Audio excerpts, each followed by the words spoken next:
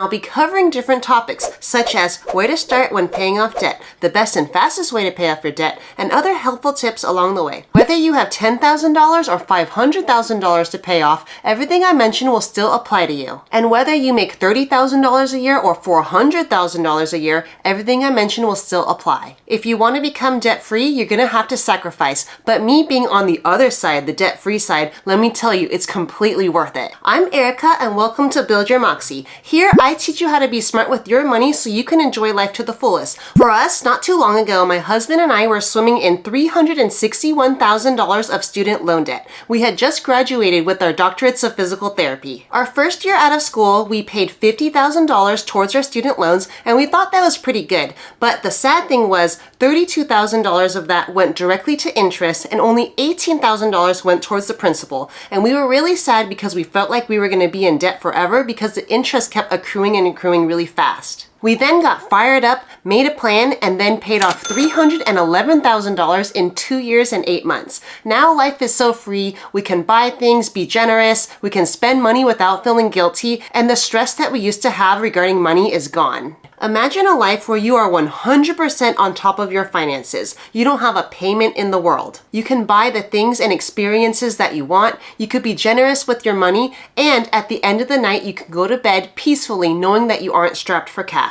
For my husband and I, this was our why for becoming consumer debt-free. When it comes to paying off debt, you have to have a why. Maybe your why is retiring early, or maybe your why is so you could provide for your family or for future generations. Maybe your why is quitting your 9-to-5 job so then you can become your own boss or maybe travel all over the world. Or maybe your why is just wanting to be more at peace. If you don't have a why, then it's going to be really hard to keep going when times get tough. Without a why, you're like a ship in the ocean without a rudder. No direction, no purpose. When times get tough, it's hard not to bail. In today's world, there are tons of opinions out there when it comes to debt and if you should pay it off. There's a lot of people that say there's good debt and then there's bad debt. But here's the thing, debt is debt. When you owe money and are making interest payments, it's hard to get ahead quickly. It's like trying to drive with the brakes on. You're moving forward, but ultimately there's something that's holding you back. If you're in debt, it's hard to get ahead. This episode is going to be covering where to start when it comes to paying off your debt. Figure out how much you actually owe. Surprisingly, it's pretty common for a lot of people to not know how much they actually owe. If you have multiple debts, you gotta list that out.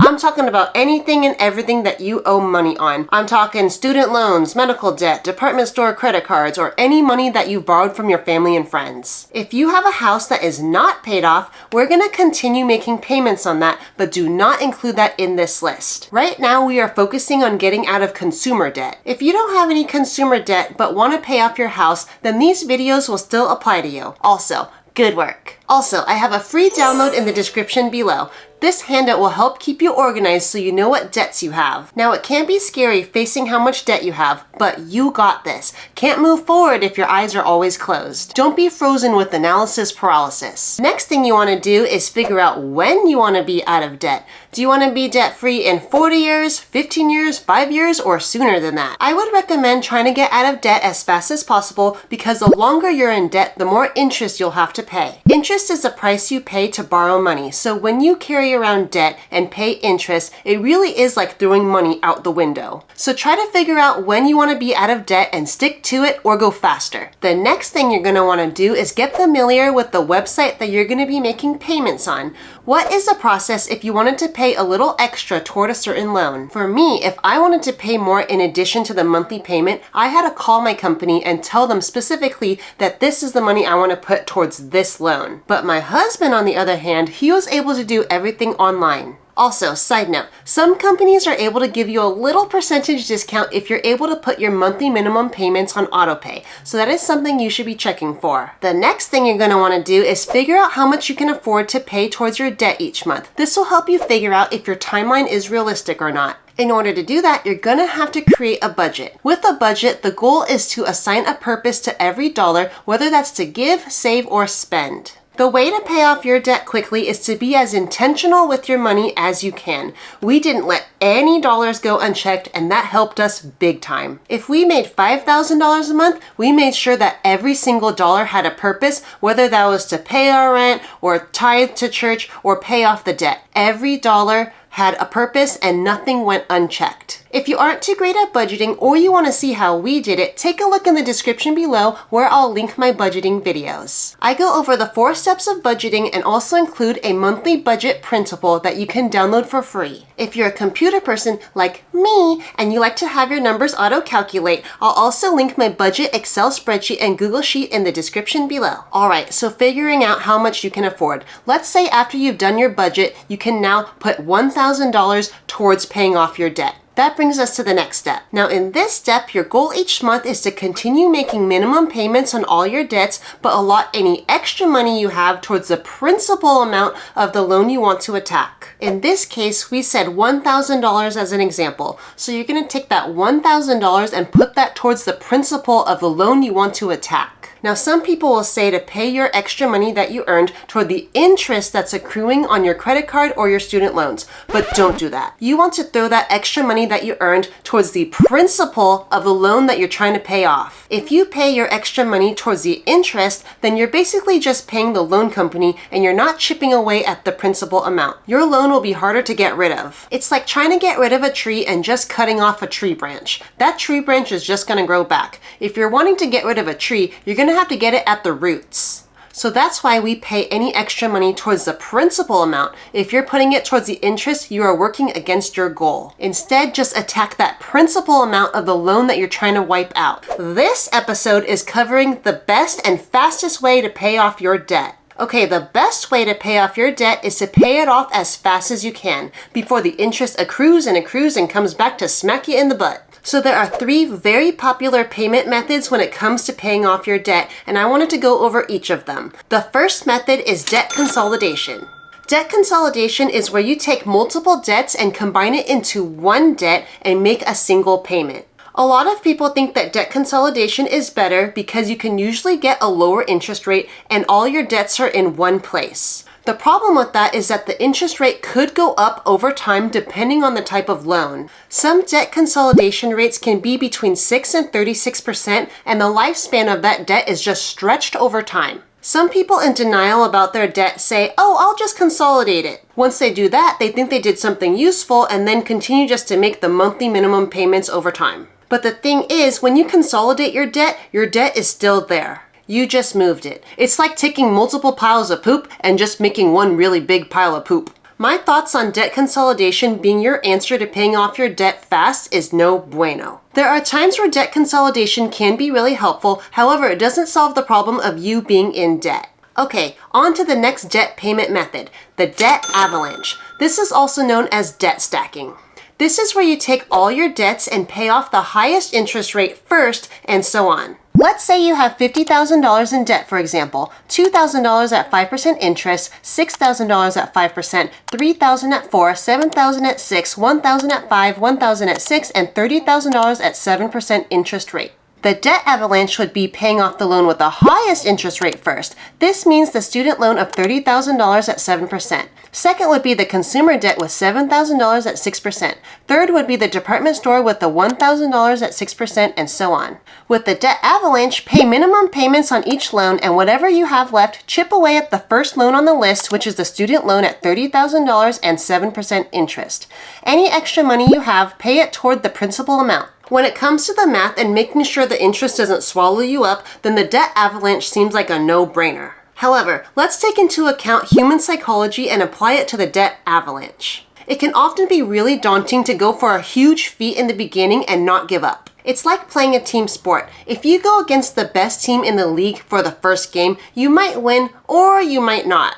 But if you lose right off the bat, it sucks, and having to get back out there for that second game could be really, really discouraging. Having the mental strength to keep going just gets harder and harder if you keep getting beat. The goal to paying off your debt fast is to not give up. Also, with the debt avalanche, it might be hard to stay motivated to pay off that debt quickly. Usually the debts with the highest interest rates can be ginormous. Okay, moving on to the next debt payment method, which is the debt snowball. The debt snowball is the method that my husband and I used to pay off $311,000 of student loans in 2 years and 8 months. This is basically the debt payment method based off of human psychology and building momentum. Remember, the key to paying off your debt fast is to not give up. This is how to do the debt snowball. List your debts smallest to largest regardless of interest and pay off the smallest amount first. Taking that same example from before, this is how the debt snowball would look. $1,000 at 6%, $1,000 at 5%, $2,000 at 5%, $3,000 at 4%, $6,000 at 5%, $7,000 at 6%, and $30,000 at 7% interest rate.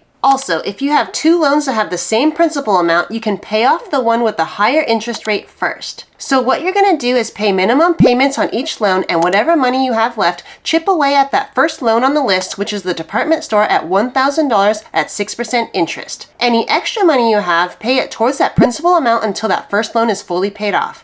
Once that first loan is gone, instead of having to pay off 7 loans, you now only have 6. Also, the minimum payment you would have paid towards the first loan is gone, so you can apply that money towards the second loan. Now you are paying off the second loan, which is $1,000 at 5% interest rate. Keep making minimum payments on the 6 loans remaining, and any extra money you have, pay it towards that second loan until it's gone. Once it's gone, instead of 6 loans, you now have 5 loans left. Then you're going to continue. Now at this time, you're going to start building momentum and you're going to start to feel these small wins. Small wins is how you're going to keep your spirits high so you can continue.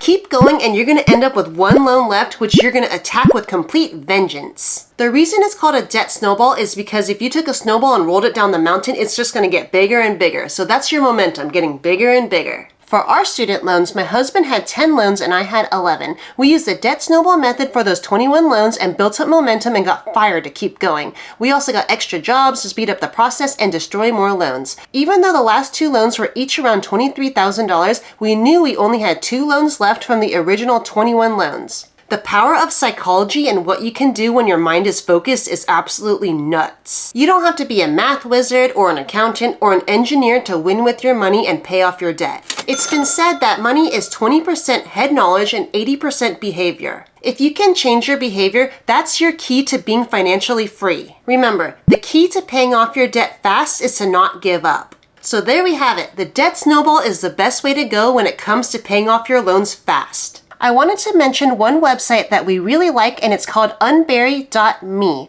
This website allows you to calculate all your loans with interest and monthly payments, and you can compare the debt avalanche to the debt snowball. Yes, if you stick with the debt avalanche, you may pay a little less in interest, but remember, the best way to pay off your debt is to actually stay motivated to stick it through. When you do the debt snowball, you may find that the motivation will help you go even faster, and you can end up paying less interest overall than the debt avalanche. Anytime we can use psychology on our side, why not use it? Humans are capable of incredible things when they're motivated. At the end of the day, you know yourself best, but for us, the debt snowball method was how we were able to pay off so much loans so fast. This episode is going to be how to avoid taking on more debt. Let's discuss strategies on how to avoid taking on more debt.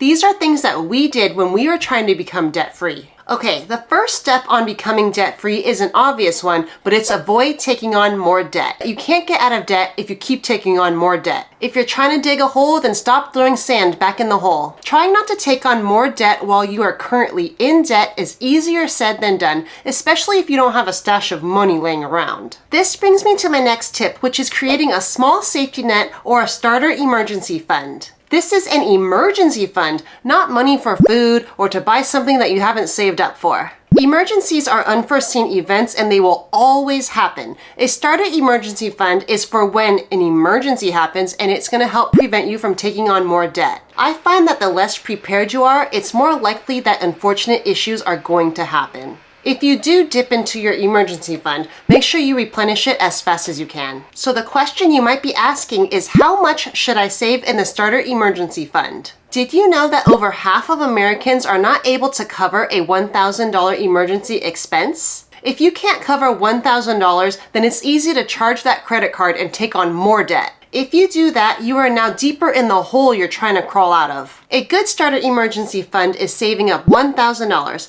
With the $1,000, you want it accessible enough so if there's an emergency, you have it. But you also want to make it not too accessible so you don't spend it on non-emergencies. Some ideas could be cashing it out and then putting it deep inside your closet, or having it in a separate account so it's harder to spend. You kind of want to forget about it in a way. By the way, once you become consumer debt-free, that's when you can have your big emergency fund. For us, we have 6 months of living expenses, and that's for our emergency fund. For other people, they do 3 to 6 months of living expenses for their fully funded emergency fund. The next thing you want to do is make sure you have all the insurances that you need. Like I mentioned before, I find that the more unprepared you are, the more likely that unfortunate issues are going to happen. So when it comes to insurances, you want to make sure that you're covered so you don't go into debt if things happen. For us, we made sure we had health insurance, car insurance, renter's insurance, life insurance, long-term disability insurance, and identity theft protection insurance. Eventually, we'll get the long-term care insurance once we are of age and homeowner's insurance once we have a home, but I won't go into detail for all these insurances for this series. I'll be sure to cover insurances in another video. Even though paying for insurance can seem really expensive when you're trying to get out of debt, it's really important that your bases are covered because emergencies and bad things do happen. Also, these emergencies tend to be for bigger ticket items. Medical debt is no joke and car wrecks are no fun. Pay your bills on time and make sure you avoid any extra fees. So just set it and forget it, put it on auto pay and just be done with it. Understand your bad habits and stay away from temptation. For us, when we were trying to get out of debt, I didn't let myself step into a Target. I knew that it was an area of weakness for me because everything at Target is just so great.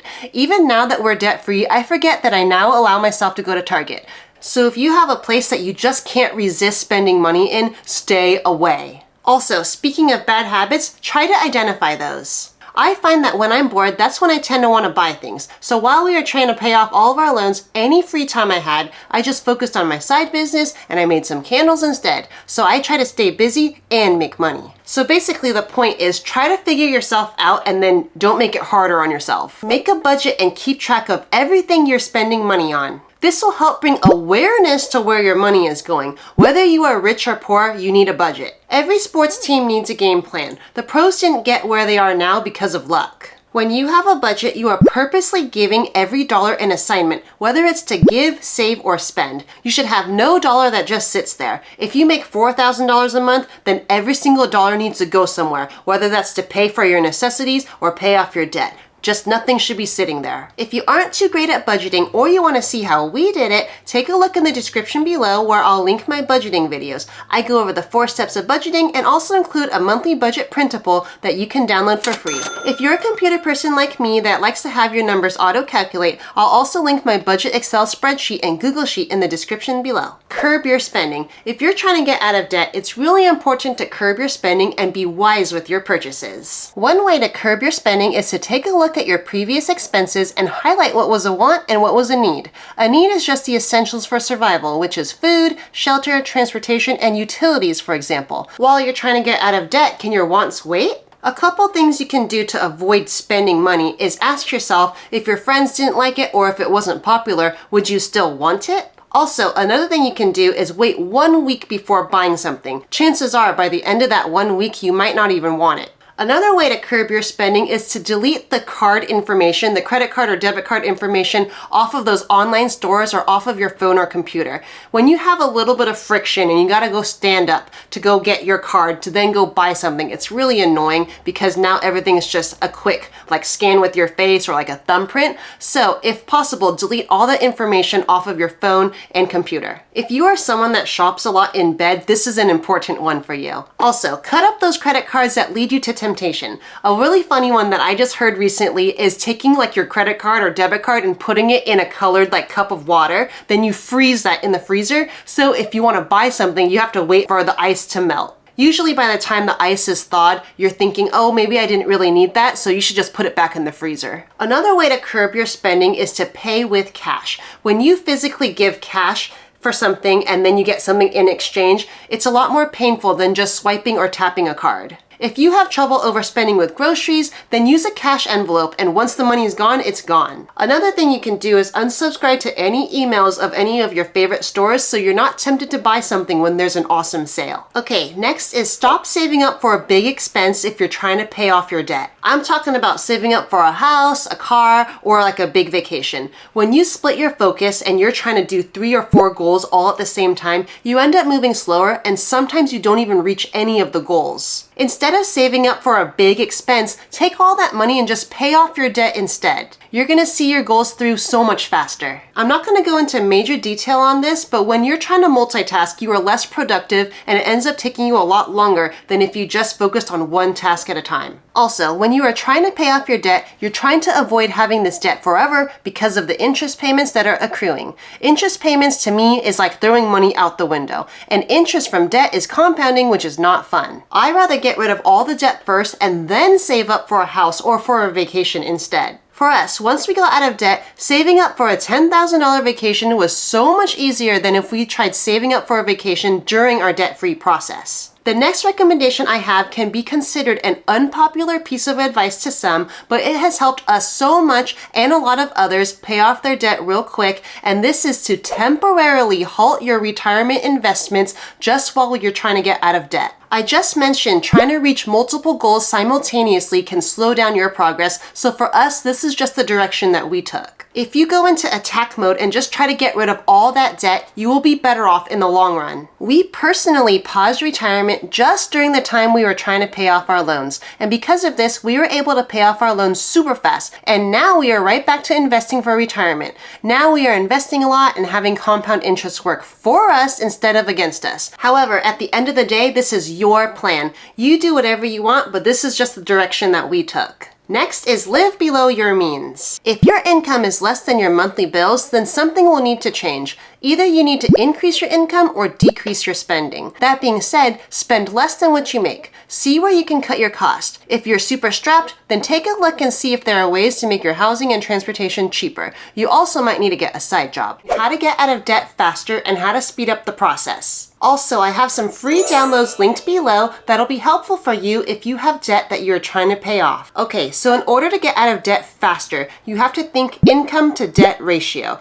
The smaller your debt and the bigger your income, you're gonna get out of debt faster. But the bigger your debt and the smaller your income, it's gonna take you longer to get out of debt. There's a common analogy that people use when it comes to income to debt ratio, and it's the shovel to hole ratio. Think of your debt like a hole in the ground. The goal is to fill up the hole, aka pay off your debt. Some holes are bigger and some holes are smaller. The bigger the hole, the bigger the debt. And now I want you to think of your income like a shovel used to fill up the hole. Some people have bigger shovels where others have smaller shovels. If you want to fill up the hole faster, then you will need to get a bigger shovel. In the end, it really comes down to shovel to hole ratio. Remember, everyone's on their own personal journey. Some people have a small hole and a big shovel, and then some people have a crater as their hole and only have a spoon to try to fill up that hole. Yikes. Shovel to hole ratio, income to debt ratio. If you are married and tackling a debt together, the hole will fill up faster if both partners are using their shovels. So how can we increase the size of our shovel? You can't make the hole smaller unless you can go back in time and prevent yourself from digging a hole in the first place, so it's up to us to make the shovel bigger. There are two ways to increase your shovel size: spend less money and make more money. Let's first talk about spending less money. First tip, change your mindset. When it comes to decreasing your spending, I want you to think about how the short-term choices you make now can affect you in the long run. If you cut back now, then later you have so much more freedom to spend on things and experiences that you want. And when you spend money without consumer debt strapped to your back, everything just feels so much better. The guilt is gone, the stress is gone, and it's just so much more enjoyable. All that low-grade static stress that comes around money is gone. I'm a natural spender. I love spending money where my husband's a natural saver. So for me, when we were trying to get out of debt, I had to super change my focus and keep telling myself short-term decisions for long-term gain. However, one thing that really helped me was just making a list of things that I wanted to buy once we were consumer debt-free. So some things on the list were a lot of clothes, a snowboard, traveling a lot, a house, and a massage chair.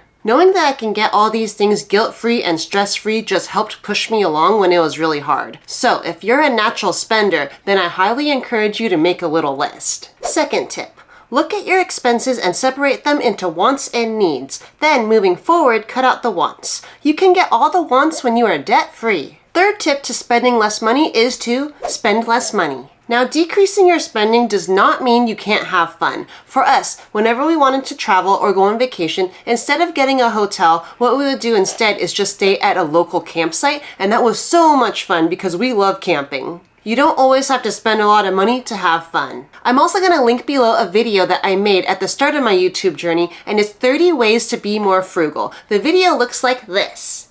These are just some practical tips on how to save more money. Moving on to how to make more money. First, ask for a raise. If you're an excellent employee, talk to your boss. I'll have more videos later on negotiation strategies. However, it's just totally worth it just to go ask your boss. Know your value and ask for a raise. Next, ask for more hours or work overtime if it's available. This is a really great way to make more money because you don't have to be trained in anything because it's literally your job. So if you can get paid time and a half, then cha-ching! Also, if you work in healthcare, then sometimes picking up a per diem job can be really good because you're not taking their benefits, so you do get a little bump in pay. Next tip, sell things you don't need online. Marie Kondo that stuff and go make some money off of it. Also, quick tip, when you're trying to sell something online, make sure you clean that item and make the picture presentable. It's more likely to sell if the picture looks good. Next, get a side hustle. If you're going to be at this for a while, kind of like how we were doing it for 3 years, then you're going to want to get a side hustle that doesn't sizzle you out too quickly. An example would be, let's say you're a teacher or an engineer or an accountant and you have to use a lot of mental energy. For your side hustle, maybe pick a side hustle that doesn't require too much mental energy or you're going to sizzle yourself out. Some ideas for some side hustles are nannying, babysitting, dog walking, dog sitting, house sitting, cleaning services, work security or front desk jobs, bookkeeping on the side, dress up at a dragon at a kid's birthday party, Uber or food delivery services, reading to the elderly, for example. I wanted to say that if you have a pretty good flow going, you don't have to jump at every single opportunity where there's money. At one time, both of us worked as physical therapists for a CrossFit gym because we could also get a free CrossFit membership. However, in the end, it wasn't really worth it on our mental status because we already had our other jobs and we had a pretty good flow going. So in the end, we said no to the job. Also, if you're really serious about wanting to make some extra cash, in some places you can actually get paid to give blood or give plasma. So for us, that's what we wanted to do. However, we were just out of the country, so certain countries you're not allowed to give blood. You just have to check the list. But yes, if you're looking to make a little bit of money and you're healthy, then go ahead and see if you can get paid to give blood or plasma. If you are good at things, like you just happen to be good at random things, take a look at Etsy, Thumbtack, Upwork, and Fiverr. Get some inspiration on things you can sell or services you can sell or maybe some contracted projects you can join. But basically, you only have so much time in a day, so try to increase your hourly rate if possible. If you are someone that has a degree in something, then see if you could find some job where you can get an increase in pay or have some skills that you can leverage. In the next episode, I'll discuss exactly what we did to increase our income. I wanted to mention something real quick. If you're more of an entrepreneurial type of person and you're wanting to start a business so then you can get out of debt, just make sure you're not taking on any debt in order to start this business. The goal is to fill up the hole, not make the hole bigger. Your cost of goods should come from the money you made from the previous order. If you are wanting to start a side business, then take a look in the description below. Now, trying to make your shovel bigger by increasing your income can be overwhelming and stressful at times. But let's step back to see the bigger picture. Working a lot right now is temporary. You do not have to do this forever. If you make $27.40 per day, that's $10,000 by the end of the year. At $15 an hour, if you worked 2 hours a day, you will have a little over $10,000 in a year. If you sell something for $10 the same day you made $30, then you just made $40. That's $14,600 a year. If you make $20 an hour, work 3 hours a day, that's $21,900 a year. You picking up what I'm throwing down? Make that shovel bigger, people. Go, go, go, go. You can do this. You got this. In the next and final episode of the Becoming Debt-Free series, I'm going to be giving you all the details of exactly what we did to pay off $311,000 in 2 years and 8 months. I'm talking budget strategies, how much money we were making, how much money we were paying off each month, all the crazy things that we did, all the little DIY stuff, basically all the juicy details. So stay tuned. If you haven't clicked that subscribe button, be sure to click that and stay tuned for the next and final episode of the Becoming Debt-Free series.